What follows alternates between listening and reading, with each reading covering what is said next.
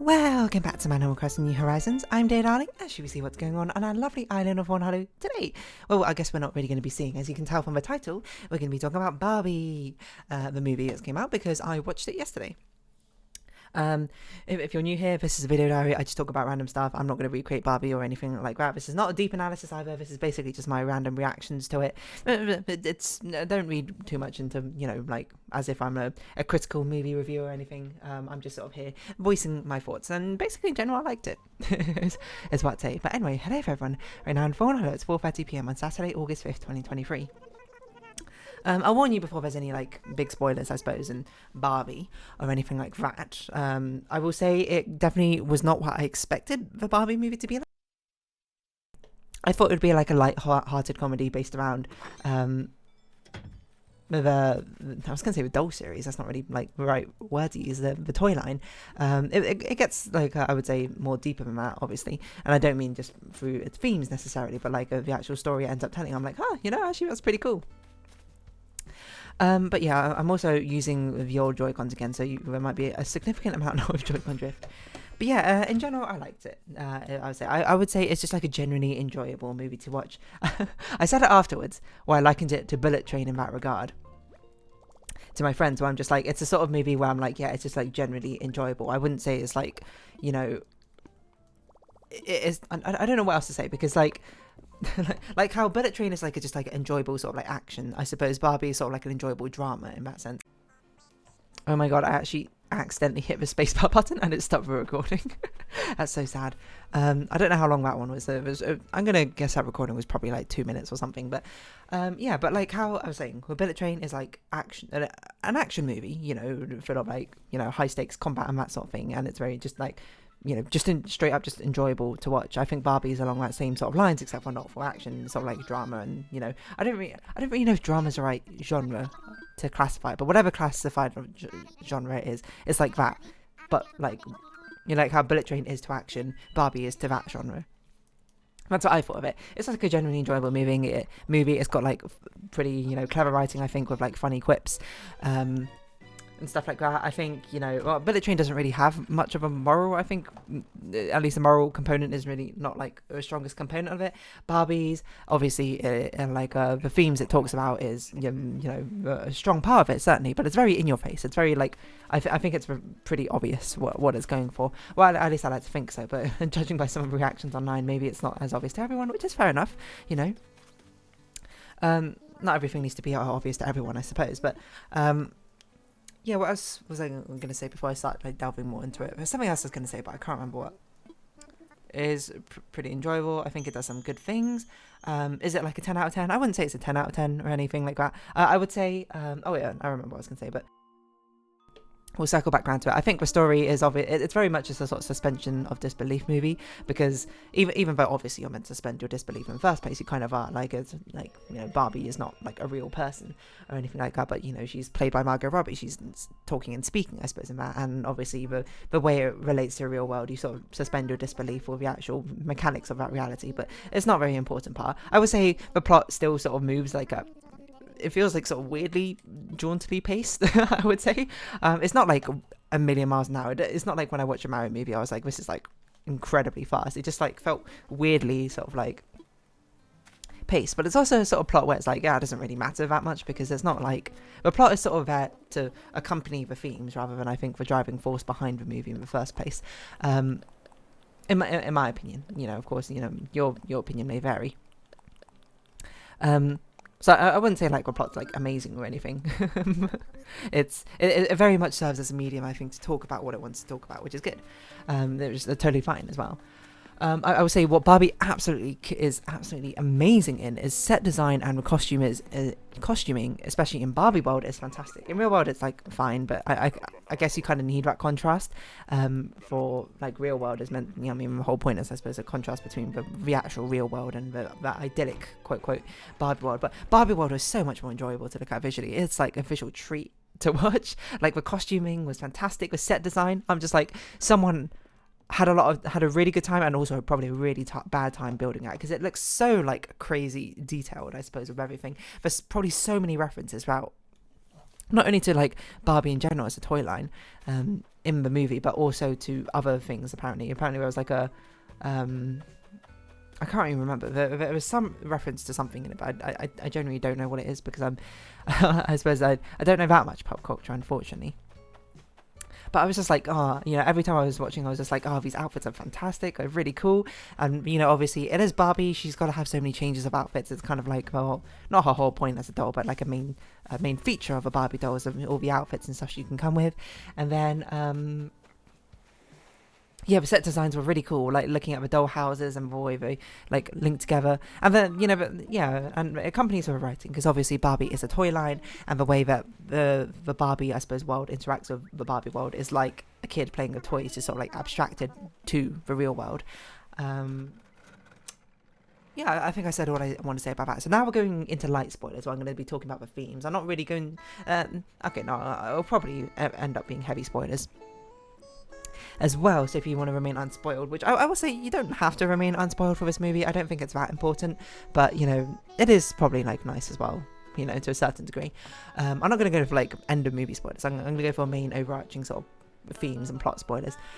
Well, obviously this movie, you know, you probably seen like the conversations around it online. This is very much like a feminist movie, isn't it? Or a movie where feminism is a distinct topic, where it's not the only topic, I would say. I think a lot of it is basically a sort of critique on things that Barbie, I suppose, ends up representing, whether one way or another. Like, obviously, Barbie, when it was first made or whatever, Barbie is made to be, like, perfect, like flawless in that sort of sense. She's meant to be like, this is like aspirational, but of course coming where it's meant to be like empowerment in that sense, where it's like, oh, she can be anything. She's a president, she's an astronaut, she's a scientist, she's a mum, she's a teacher, she's like all of these things. She can be like, Barbie, be who you want to be, is literally like the whole motto and slogan of Barbie in the first place. And you know, I don't blame them. I think, you know, it's, you know, a good, you know, expression to have, isn't it? You can be whoever you want to be, and by having Barbie be all of these things, it's pretty cool. Because then, you know, theoretically, you know, you're a young child or whatever playing with Barbie dolls, and you being like, oh, you know, I want to be like an engineer or something someday, but you know, I don't have anything or anyone to look up to necessarily in that regard. And then you buy engineer Barbie, who, you know, has gotten a degree in engineering or something. That's like, oh yeah, you have something aspirational. Of course, you know, there comes with a flaw where Barbie is very idyllic in like a perfect world. She's literally like flawless, or how she's portrayed. You know, she sort of represents the idea of like an aspirational flawless girl, which is an impossible standard to live up to. Obviously, like beauty standards, she's a very sort of standardized form of beauty. You know, she doesn't represent, you know, people. Obviously she's traditionally Caucasian, blonde, and that sort of thing, doesn't represent like all cultures in that sort of sense, and then also doesn't represent, you know, all the different walks of life and experiences that people have had, or, you know, it's sort of just very much the end goal of what the message being the end goal of what you could be, but it's not actually what you feasibly could be. But again, it critiques that. I mean, it's also because, you know, it's a toy line at the end of the line. At the end of the day, it's made and born out of capitalism. It's made by like a company, you know, and it pokes fun about the fact that it was just like a board of like older like men or something who are making this marketable doll to younger girls, primarily as a primary demographic, and how that's like the contrast and irony, I suppose, in that sort of sullies a point of the message it's trying to give in the first place. But then it comes back around to it again, where it's like, you know, obviously this sort of, to carry the entire ideas of feminism and equality, I suppose, on the shoulders of this plastic doll is a heavy burden. That's like paraphrased quote by, I don't even know where it's from, I just saw it somewhere, and I was like, that's very true, you know. These sort of ideas of like societal revolution and change and equality and, you know, fairness, I suppose, in the world is not a fair burden to be putting on a plastic doll who represents an idyllic, well, who represents a not a false ideal, but like an impossible ideal in the first place. You know, in the same way that you wouldn't apply, say that to like dreams or your own aspirations, being like, that's not I suppose, realistic in that sort of sense. You would be like, hey, let people dream, I suppose. And it sort of goes back around on it again, where it's like, some people do take inspiration from this. Some people do feel inspired and empowered by that sort of thing. And, it's unfair, I suppose, to take it away. Everyone has different experiences, I suppose, with it, where we have the daughter who now sees it as like a symbol of like capitalism and, everything wrong with the world, or, it's silly to hold her up on this pedestal while the mother, has it still as a representation of like what she wants or could be. They're both like fair things to see as a representation of Barbie, because at the end of the day, despite Barbie being a physical object, it's more, and now I'm just getting some heavy spoilers, as it says towards the end, that she's more like a representation of an idea of you can be anything. But it just shows it in like a very idyllic way because of the mire of it being mired down by the realities of, reality. Through the lens of through the context of reality, the minutiae of it is sort of stripped away. And thus, maybe it sort of sallies a point. So yeah, obviously feminism is a very strong theme, I think, throughout Barbie. I think it's sort of quite inherent to the movie. Like, the movie theme itself is Barbie. It's it's targeted towards, like, young girls and women and that sort of thing. Of course, it's going to have strong themes of things of like feminism and talking about like women in general, right? Because that's literally the entire subject matter is kind of like born out of that in the first place. But it does actually touch on to other topics as well, like the one, of course, especially with Ken, where he has this whole like sort of villainous arc, I suppose, throughout it. I'm not really sure. I mean, I guess it's more like antagonistic arc, I would say. He's not like straight up a villain in that sort of sense. But Barbie Land in general is sort of like a gender flipped version of a 50s, 60s. I don't really know the exact demographic where, of course, predominantly, male forces in power now. And Barbie Land is predominantly like women, female forces in power. And things like that, and how the opposite gender, or not that gender, I suppose, in general, is treated like a second-class citizens, which is obviously not fair, and not something aspirational for like anyone. The way they say that Barbie world is now, bear in mind, I'm not like an expert in any of these like categories or topics, so I would urge, if you want someone to actually have a proper analysis of this, to go seek them out. These are just like the things I took away from the movie. But Barbie world is just meant to be a mirror reflection, I suppose, of a real world, in that sense, and a critique of it, but seeing it through a different lens, because of course we talk about like the patriarchy and things in modern day society, but if it's a society that you've like just been born and grown up with on all your life, that's kind of like all you've really known. Seeing it subverted, I suppose, through Barbie flipping it doesn't make it feel weird, but I suppose it's sort of the same thing, like when you're drawing a drawing and you like mirror reflect it, it's the same drawing, you still see it exactly the same way theoretically, but you don't actually conceptually. You see it like, it almost feels like a different light, but it's not. It's just the same thing, just like literally a mirror image of it. It feels unusual, I suppose, to see it. And then, of course, Ken goes to real world and he sees, like, the patriarchy, I suppose, there, or learns about the patriarchy in general, which you later learn on is not actually something he was all that invested in. But to me, I think the whole story about Ken is, like, he's not really meant to be representing the patriarchy, I suppose, in that sense. So the same way that Barbie represents this idyllic, forward movement, I suppose, of being who you want to be, being like a central tenet, I suppose, to feminism or that sort of thing. I don't think Ken himself represents like the patriarchy in that sense. More he represents the people who are vulnerable from basically the negative effects it has. Like, it's very obvious to see how like something patriarchal could have an effect on Barbie and like women in general, how like they don't get like equal opportunities for things that they're deserved of, etc., etc. I think that's pretty clear cut, but with the way it affects Ken, he very much struck me as someone, like these like younger teens or like younger men or something who end up getting swept up into it because of the sort of like toxic masculinity propagated by certain sources and things. The person I'm talking about, naming no names, where it's sort of like Ken wasn't someone who was actually all that invested in that sort of thing, but he was basically just someone trying to figure out himself.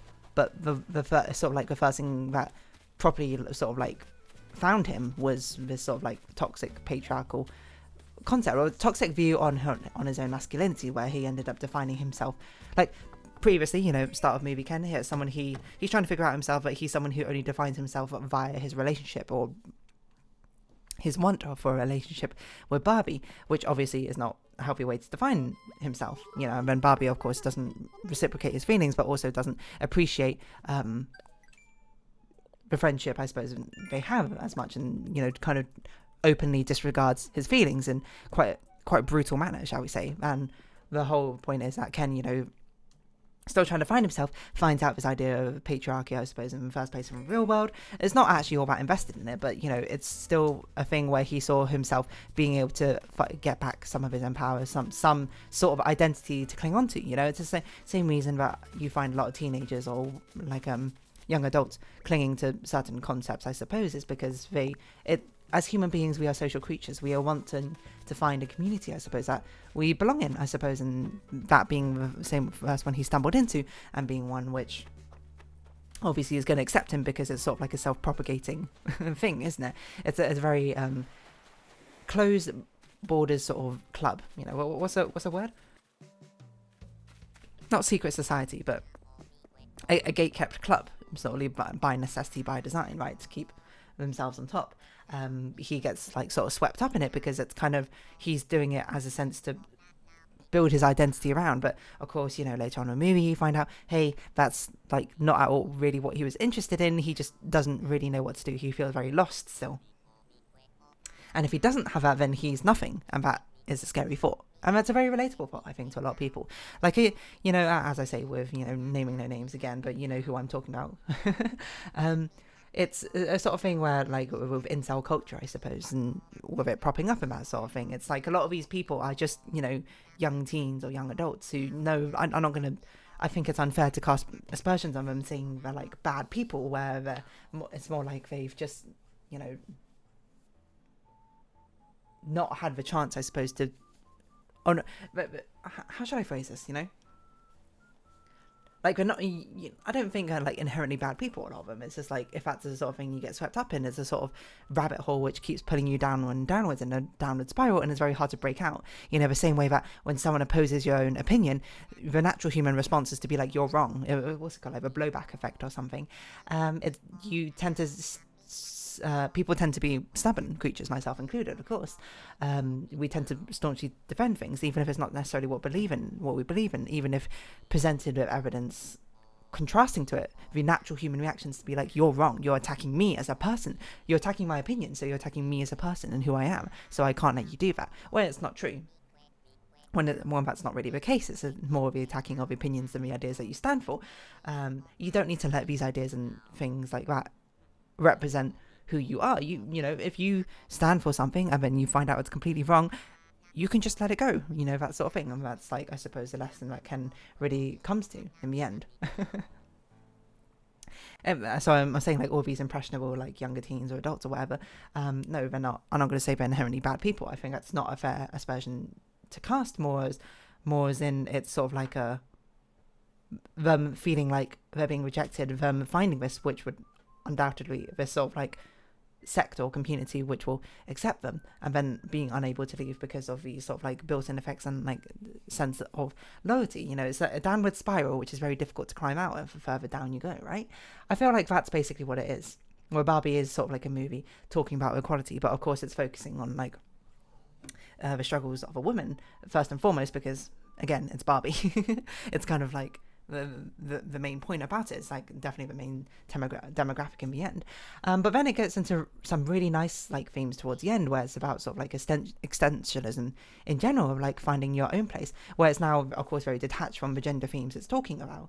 It's just talking about like Barbie, like Barbie's conversation with Ruth at the end, I feel like could be very interchangeable with with like anyone, you know, it's difficult to find out who you are. Like, what does it mean to be human? What does it take to be human? All the boundaries have fallen. We are just people just trying to find our way. We just are human. That's it. You know, what ends up defining us, and it's like there can be a lot of different things, and there's no like easy answer for it.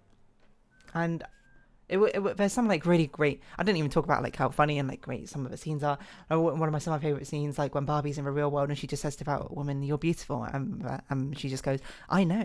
You know, that sort of like sense of relief, I suppose, is pretty awesome. The conversation at end between Barbie and Ruth is fantastic. The whole spiel that the mother goes on to sort of like bring Barbie back to her senses is a fantastic speech. What else is really good? Ken is just hilarious. Can I say Ryan Gosling is fantastic in that throughout the entire movie. He feels like he's in his element. He is owning that role. What else? The whole like fight between the Kens and just like a random like Grease dance number or something. Just so random. It's funny. It's hilarious. Because it feels like people, like kids playing with dolls, right? It's like just these really random things. If you never played with like dolls or toys before, of course when I was a kid it was always like, oh yeah, you need to do these nice things, just living our lives. And then sometimes there'll just be a war, and sometimes they'll just be like dancing and having a good time, you know? It's just silly things like that. It's a very light-hearted movie, I suppose, is what I say, which doesn't mean it's necessarily free from criticism.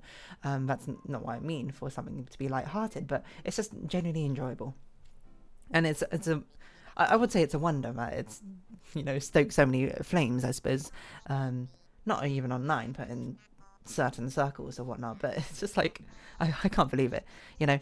I watched it with two of my friends, and none of my friends haven't seen it. They're all male, the people I haven't seen it with, and you know they're all very secure in their own masculinity. So they watched it and was like, "Yeah, it's a good time," or they were like, "Yeah, it's you know it's entertaining. It's not really my sort of thing, but I still like found like parts to like in it." That's like a very reason.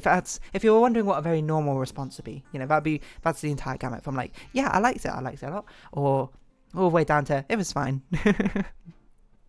And nothing more, you know. You don't have to love the movie or anything like that. It just kind of is what it is. But the long and short of it is, like, I enjoyed it a lot. Would I watch again? I think it's actually a movie I would watch again because I think it is quite a rewatchable one. That's why I compared it to Bullet Train. I was like, Bullet Train is entertaining for the entertainment itself. It's not entertaining through like twists or turns or something like that. It feels rewatchable to me.